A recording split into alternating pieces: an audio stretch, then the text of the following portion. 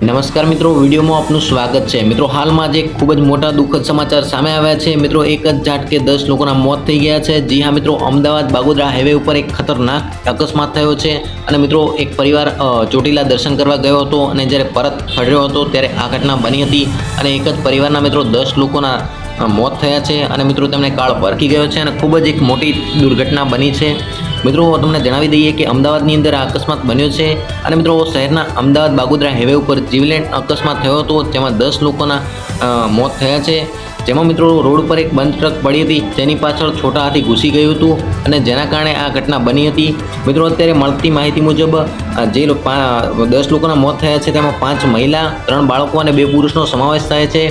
જો મિત્રો તમે પણ તેમને શ્રદ્ધાંજલિ પાઠવવા ઈચ્છો છો તો કોમેન્ટ બોક્સની અંદર ઓમ શાંતિ જરૂરથી લખજો અને મિત્રો આ દુઃખદ ઘટના વિશે તમારું શું કહેવું છે તે પણ કોમેન્ટ કરીને જરૂરથી જણાવજો। તો મિત્રો બસ અમારા આજના વિડીયો પૂરતું આટલું જ।